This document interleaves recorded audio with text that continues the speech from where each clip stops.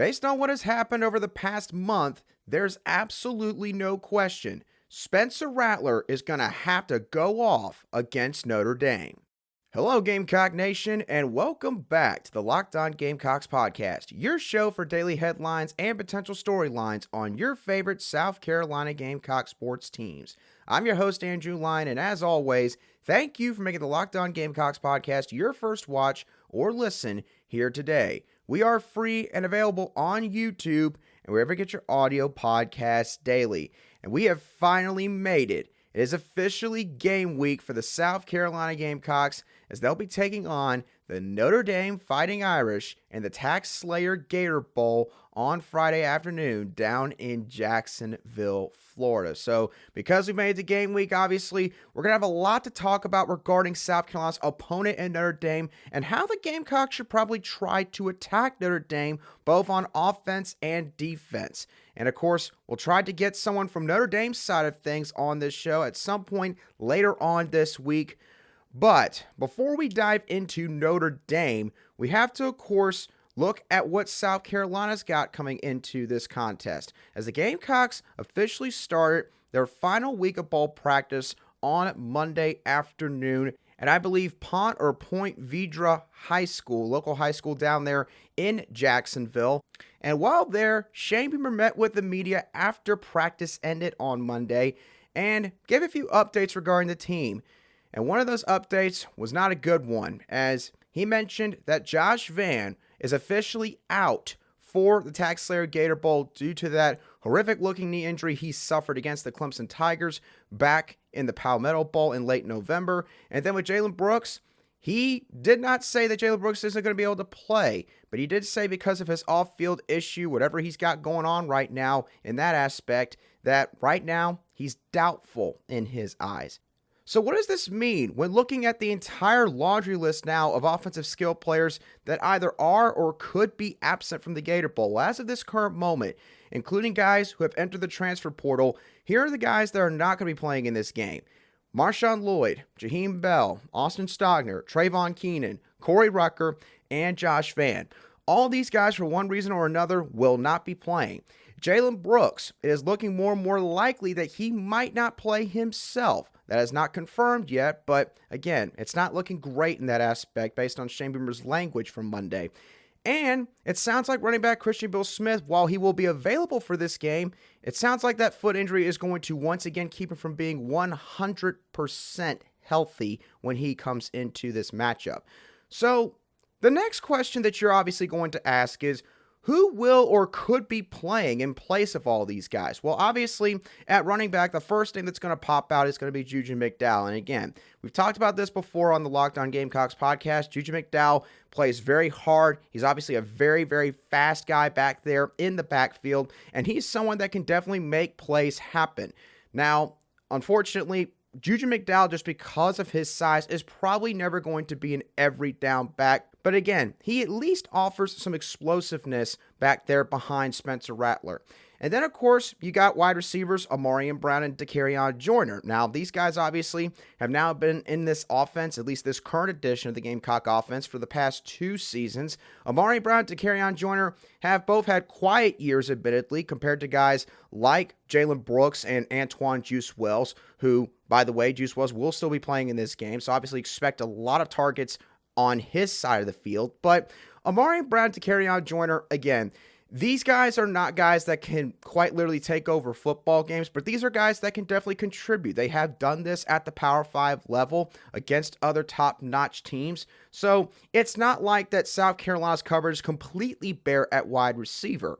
And of course, you throw in Xavier Legette as well, a guy that has especially made an impact on special teams up to this point in this season. But again, the thing is, with Josh Vann and Jalen Brooks both more than likely out for this game, the amount of threats in South Carolina's passing game in terms of guys who have been constantly a presence on the edge or down the field are now few and far in between. You basically have Antoine Juice Wells out there, and then after that, I mean, you have Nate Atkins, who of course really came on at the end of the regular season, but otherwise there's not a whole lot of guys that have, sort of really made a big impact in multiple games throughout this season. So What does all this mean? Well, obviously, multiple players are going to have to step up in the absence of all of the players that I mentioned earlier. But the main story, the one that's not going to be talked about as much as maybe all the changes to this offensive roster, is going to be how much these losses are going to change how Spencer Rattler will need to perform. Now, obviously, it's no secret. Spencer Rattler, with all the talent that he has and with some of the losses that the Gamecocks suffered earlier in the month from the transfer portal, guys, again, in Jaheim Bell and Austin Stockner, and of course, later on, Marshawn Lloyd, he was going to have to pick things up. But with the losses now of Josh Vann and potentially Jalen Brooks, that has now been amplified tenfold. Spencer Rattler is going to have to almost carry this offense on Friday afternoon against the Notre Dame Fighting Irish. And because he's probably going to have to carry this offense, and Notre Dame, probably having a lot of very smart defensive coaches, are going to notice this, this is probably going to also affect South Carolina's game plan. At least it should affect their game plan. Because here's the thing.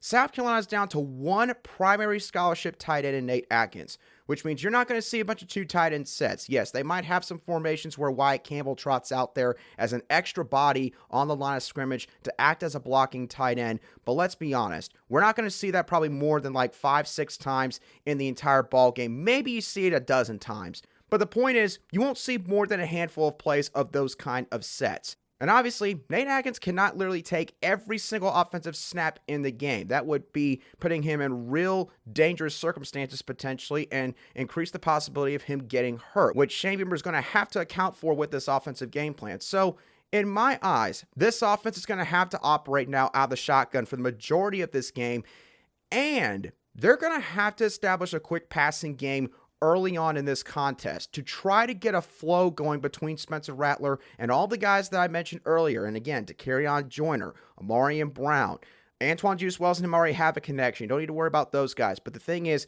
Spencer Rattler can't target Antoine Juice Wells every single play of the game.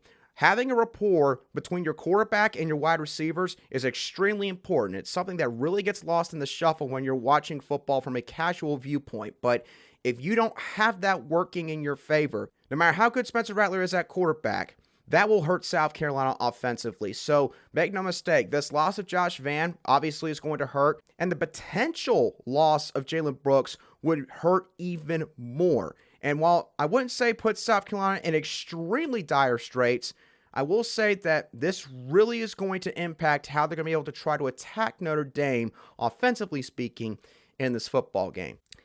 Now, while the offense is definitely going to have to make some alterations in multiple aspects because of a lot of players being out for this contest or having left the program in the last few weeks, it's not just the offensive side of the ball that will be dealing with repercussions of players being out or, again, having left the program.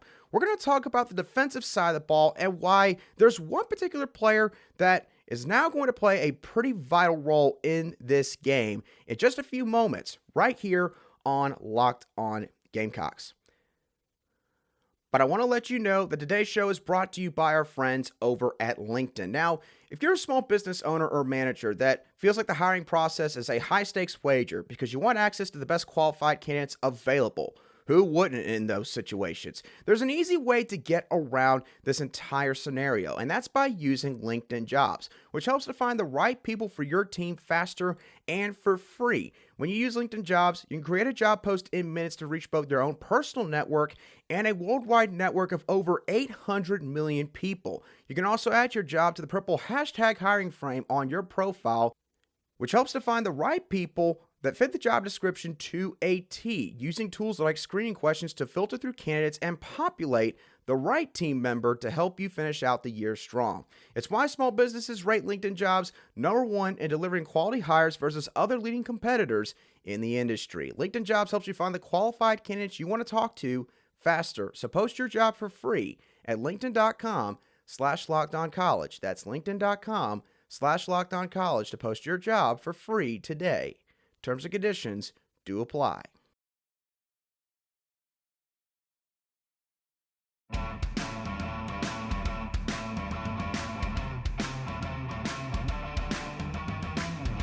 Welcome back to this Tuesday edition of the Locked On Gamecocks podcast, where we cover your South Carolina Gamecocks every single day. Thank you once again for making Locked On Gamecocks your first listen or watch every day. Make sure to check out Locked On Sports Today, where the biggest stories around the sports world take place in 20 minutes or less. Plus, you'll get instant reactions, game recaps, and Locked On's take of the day. Locked On Sports Today, available on the Odyssey app, YouTube, and wherever you get your podcasts daily. Okay, now, we talked about the offensive side of the ball and how some of the defections from that side of the ball are going to put a lot more of the offensive onus on Spencer Rattler and cause South Carolina to probably have to make some alterations to their game plan. Now we're going to talk about a guy on defense who deserves the same kind of attention for the same reasons, and that is Bryan Thomas Jr. at the edge position. Now, Bryan Thomas Jr. probably does not carry the same name cachet as some of the other guys on defense. There might be some of you who are sitting there and going, who is Bryan Thomas Jr. and why do I need to know about him? You give me 1 second, I'll dive into why he is one of the most important players for South Carolina in the Gator Bowl. Bryan Thomas Jr. was a recruit from the 2022 recruiting cycle. He was not necessarily maybe one of the most highly rated guys out there, but he was a solid find as a pass rush specialist out of Florida. The Gamecocks discovered. They wound up signing him, brought him on, and had him enroll in the summertime period, and then he went through fall camp and has taken a lot of snaps for the Gamecocks at that position during the season for a couple different reasons. Jordan Stroud, of course, tore his ACL against the Arkansas Razorbacks back in week 2. Terrell Dawkins, who was a transfer from NC State, also has been dealing with an injury all season, pretty much limited him to, I believe, only 2 game appearances total. And Gilbert Edmond, who was the guy that filled in for Jordan Stroud after the Arkansas game, he stunned everyone, I think, and entered the transfer portal about a week and a half ago, and seems very unlikely to return to the team at this point, which now pretty much means that it's now Bryan Thomas Jr.'s time at the edge position here on this Gamecock defense. Now, here's why Bryan Thomas Jr. is going to be very important for the Gamecocks in this football game. Firstly, the matchup that he is going to have, and I will admit, I highly doubt that Clayton White and this defensive coaching staff are going to allow Bryan Thomas Jr. to be going up against this particular offensive tackle for the entire football game. But I do have to imagine, because of maybe the amount of time he has spent at the edge position in practice, this is probably going to be at least maybe a primary matchup for him. And that's going to be his matchup with left tackle Joe Alt of the Fighting Irish. Now, why is Joe Alt so important to know? Well, I think I have briefly mentioned him before in the Locked On Gamecocks podcast, but to quickly rehash why he's important, he's considered by a lot of people to be the best offensive tackle in all of college football this year. He was a first-team All-American according to the Associated Press and was graded by Pro Football Focus at the end of the regular season as the best overall offensive tackle in all of the Power 5 conferences. Yeah, Joe Alt is going to make a lot of money very soon. The crazy thing is, he's not even draft eligible yet. He's got to play 2023 before he can go on to the NFL draft. And that's the guy that Bryan Thomas Jr. is probably going to be matched up against on Friday afternoon. I think now you probably see where I'm going with this. Joe Alt is listed by Notre Dame's website as standing around 6'7" and 5'8" inches tall, and weighs, I believe, around 317 pounds, if I remember correctly. That means that Bryan Thomas Jr. is giving up around 4 or 5 inches in height, and is also giving up around, I believe, 77 pounds in overall weight, if his listed measurables are correct. So obviously right there, you could see that from a size standpoint, this is going to be a mismatch. Let's just say it how it is. It is going to be a mismatch against Bryan Thomas Jr. Bryan Thomas Jr. has the size he has right now because, firstly, he's only spent literally 6-7 months in a college football strength conditioning program, and secondly, he is meant to be more of a pass rush specialist on this defensive line. I don't think that he had facing Joe Alt of Notre Dame on his bingo card heading into the regular season. So, here's what's going to probably happen because of this matchup. Notre Dame is going to probably see this coming into this game. And I guarantee you, if their coaches see this at all, they are probably going to try to exploit this.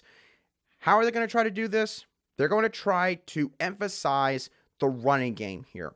Now, of course, there's a bunch of confounding factors that could point to the reason why Notre Dame is going to try to emphasize their run game heavily, some of which I'll take a deeper dive on as the week progresses. But needless to say, Tyler Buchner has not played since early September, and he is likely going to be their starting quarterback. Star tight end Michael Mayer, who accounted for almost 50% of, I think, the team's receptions, receiving yards, and receiving touchdowns at the minimum, he's gone. He's opted out of the Gator Bowl, and he is preparing for the NFL draft this coming April. So when you take those two factors into account, there's no question Notre Dame's going to probably already try to run the rock a lot in this game. And when you look at the size advantage and obvious experience and probably skill advantage that Joe Alt's going to have in this matchup, you can now see why Bryan Thomas is going to be very important in this game. He is going to have to be able to hold his own against Joe Alt. If that means that the linebackers are shifted a little bit more to that side of the field in order to provide some extra assistance to Bryan Thomas, which means that maybe the opposite defensive tackle and defensive end are put more on islands and have to make the right reads during the play, that might be a sacrifice that Clayton White and this defensive coaching staff are going to have to make. Another thing that they could probably do, that I think they will and should do in this game, is they're probably going to have Jordan Burch, who normally plays that weak side defensive end position, and probably move him over to that edge position and have him play a lot of snaps there as well. Probably not all of them, but I would imagine at least maybe around 50%. So needless to say, I don't think that the coaching staff's going to let Bryan Thomas Jr. try to go and play football tango with Joe Alt for an entire 60-minute football game. That probably would not bode well for South Carolina. But needless to say, Bryan Thomas Jr., of course, we're not going to sit here and say he's got to win the majority of his battles against Joe Alt. That would probably be very unrealistic to expect. What he is going to have to do is this. He cannot allow Joe Alt to constantly blow him off the line of scrimmage and get at least like 3, 4, 5 yards of push. He cannot allow that to happen. The other thing he's going to have to do is this. South Carolina has collectively got to get Notre Dame into some obvious third down passing situations. Once that happens, Bryan Thomas Jr. has got to utilize his strengths to the best of his ability to try and at least make Joe Alt work. Not saying he's got to go out there and get 2, 3 sacks, but he's got to at least give him something to where he's going to have to work a lot harder than maybe he would imagine in order to help out this Gamecock defensive front. And if he could do those two things at a minimum, then that's honestly a win for South Carolina. And again, if that's the way this game plays out, it will not probably be looked at closely in the box score at the end of the contest. But Bryan Thomas Jr. is going to be one of the most important players on this team. Maybe not the most recognizable name, but trust me, he is going to be very, very vital to a potential South Carolina victory, especially in terms of the defensive side of the ball, if South Carolina wants to come back home with a 9-win season at the end of the day, Friday. Now, the discussion around some of these conversations here really and truthfully started on Sunday evening when the depth chart for South Carolina was released, because there were some other notable differences from the last time South Carolina took the football field in late November. I'm going to go over those few other notable differences in just a couple moments. But first, I want to also let y'all know that today's show is brought to you by our friends over at the National Highway Traffic Safety Administration. Now imagine you're hanging out with some friends and you're putting back a few drinks. A few becomes a few too many. As the evening comes to an end and people start to head out, you think of calling for a ride. But you decide you live nearby, you can make it home okay, and it's no big deal. You might think, what's the worst that could happen? I get pulled over? Maybe my insurance goes up? Maybe I lose my license? Maybe you lose your job? Maybe you lose your car? Thus, maybe you lose your home or your apartment? Or even worse, you kill someone. Everyone knows about the risk of driving drunk. The results are often tragic and deadly. However, that doesn't stop everyone from getting behind the wheel while under the influence. And that's why police officers are out there right now looking for impaired drivers on our roads to save lives. So if you think you're okay to drive after a few drinks, think again. Play it safe and plan ahead to get a ride. It only takes one mistake to change your life or someone else's forever. Drive sober or get pulled over.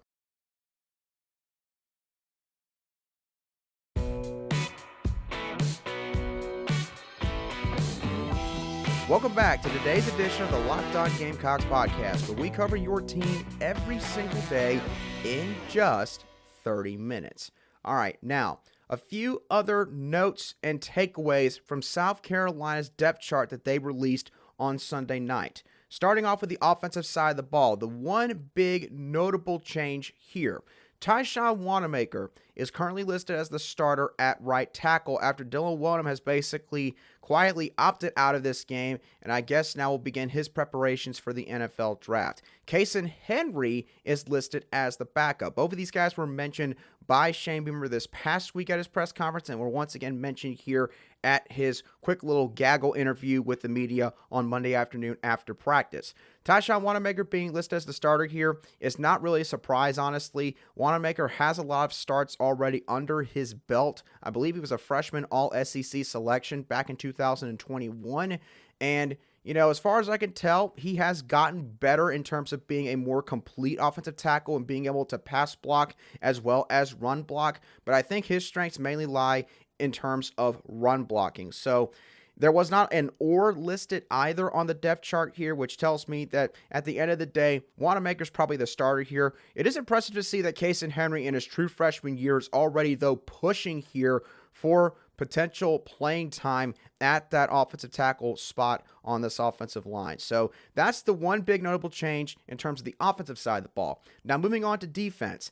Webb is listed beside Tonka Hemingway as a starting interior defensive tackle. Now, a lot of people probably would have imagined here that Tonka Hemingway and Alex Boogie Huntley would have been the two listed starting defensive tackles, but Gamecock coaching staff are going to elect with the experience factor here, putting Webb there in the starting lineup. Again, Webb probably cannot wreck a play, drive, or game like Tonka can, but Webb has a ton of experience in this program. He's got a couple years of experience now in this defense, and he does a lot of the little things right. He's looked at, again, as like the grandfather of this defensive tackle group. So, maybe it shouldn't be as much of a surprise to see him listed here as the starter. Would still imagine that Boogie Huntley and TJ Sanders and probably Nick Barrett as well are all going to see snaps, though, in this football game.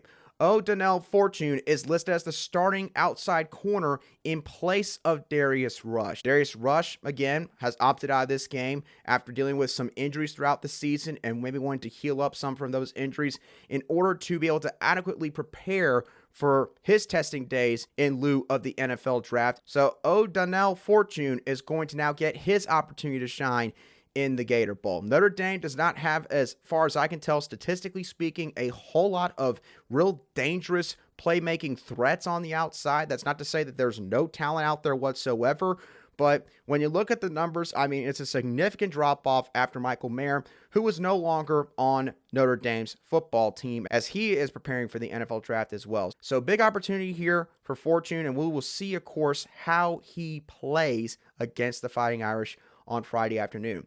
Sticking with the secondary real quick, DQ Smith is listed as the starter at both the nickel corner spot and the free safety position. Now, obviously, DQ Smith cannot play two positions at one time, so you can imagine that DQ Smith is probably going to be a starter at one of those two spots, which begs the question, who could end up starting in the other spot that he's not playing at? Well, those two guys would be one of either Keenan Nelson Jr.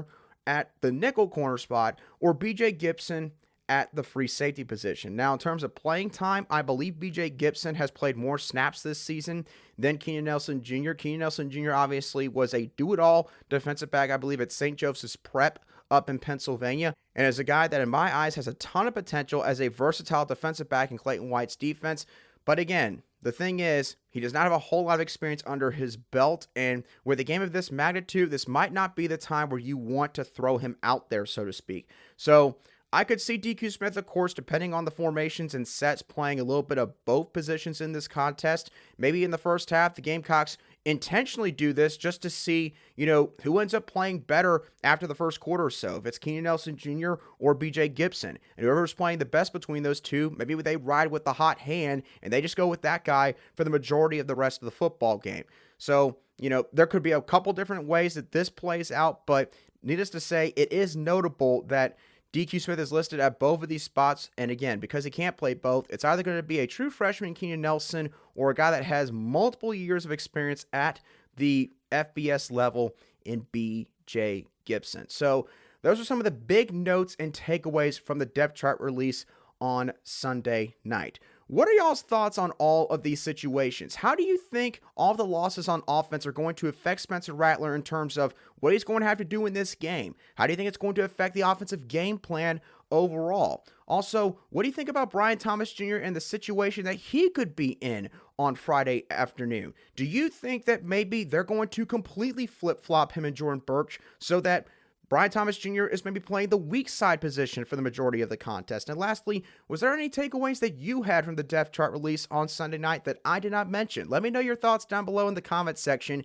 if you're watching today's show on YouTube, or you can shoot me a message at @aline_SC on Twitter, and I'll try to respond to your message as quickly as I see it. And once again, don't forget to make Locked On Sports Today your second listen or watch now that you have listened to or watched the Locked On Gamecocks podcast. But once again, y'all, that does it for me on today's show. I hope that y'all have a great rest of your Tuesday. I hope you had a fantastic holiday weekend. I hope you had a bunch of really great memories that you made with your friends and your family. And if you're making the trip down to Jacksonville, be safe while you're down there, and of course, safe travels as well. Thank y'all for listening or watching today's show. I'll catch you on the next show of the Locked On Gamecocks podcast.